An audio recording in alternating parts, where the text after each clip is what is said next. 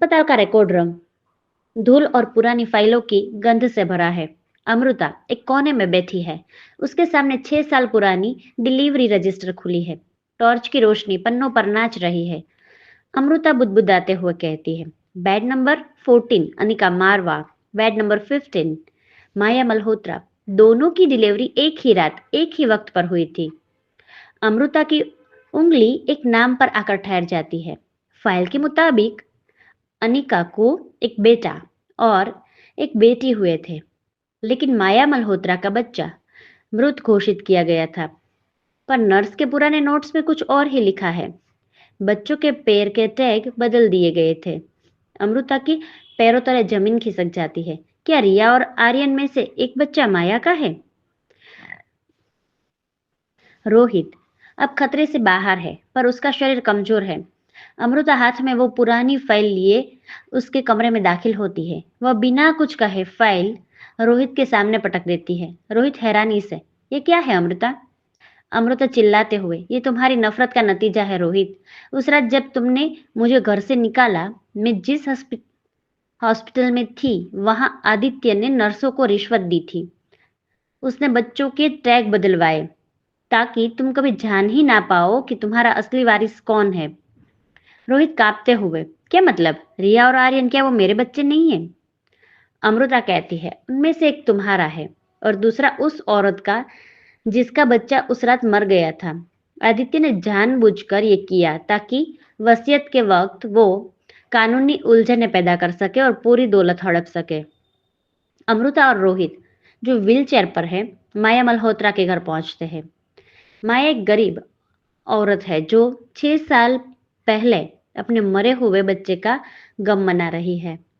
जैसे ही वह रिया और आर्यन को देखती है, उसकी आंखों में चमक आ जाती है। माया फुट फुट कर रोती है, मेरे बच्चे, मुझे बताया गया था कि मेरा बच्चा पैदा होते ही मर गया, पर ये लड़की, इसकी आंखें बिल्कुल मेरे जैसी है। माया रिया की तरफ हाथ बढ़ाती है। रिया डर कर अमृता के पीछे छुप जाती है। अमृता का दिल ही फट रहा है। उसे समझ नहीं आ रहा है कि अपनी ममता चुने या उस सच को जो एक दूसरी माँ का हक है। आदित्य जेल के अंदर बैठा मुस्कुरा रहा है। वह जानता है कि बाहर अमृता और रोहित टूट रहे होंगे। तभी इंस्पेक्टर उसे एक नोटिस थमाता है। इंस्पेक्टर कहता है, तुम्हारी चाल उल्टी पड़ गई आदित्य, डीएनए टेस्ट की रिपोर्ट आ गई है। आदित्य हैरानी से, क्या? अभी तो सैंपल लिए ही नहीं गए थे। इंस्पेक्टर कहता है, डॉक्टर अमृता ने 2 साल पहले ही अपने बच्चों का फुल बॉडी चेकअप कराया था। उन्होंने पहले ही डीएनए रिकॉर्ड सुरक्षित रखे थे।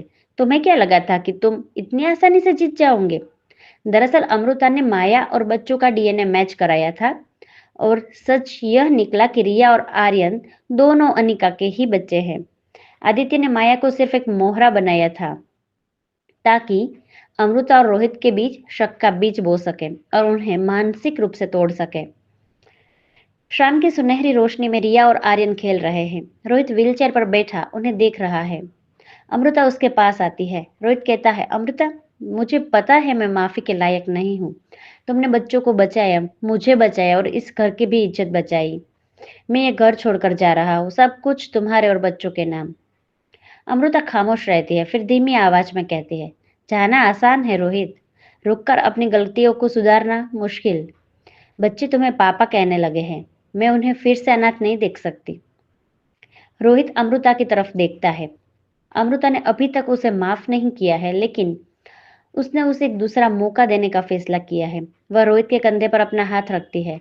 नफरत का बोझ अब हल्का हो गया है। जैसे ही दोनों अंदर जाने लगते हैं, हवेली के गेट पर एक लग्जरी कार आकर रुकती है। कार से एक बेहद रसूखदार आदमी उतरता है। वह कोई और नहीं बल्कि डॉक्टर अमृता रायचुरा के असली पिता, जो लंदन के सबसे बड़े बिजनेसमैन है, वो है। मिस्टर रायचुरा कहता है, मेरी बेटी का इंतकाम पूरा हुआ या अभी कुछ हिसाब बाकी है? कैमरा रोहित और अमृता की रहस्यमयी मुस्कान पर जूम करता है। आगे क्या होता है जानने के लिए सुनते रहे अधूरी शादी ऑन फ्री स्टोरी एफएम।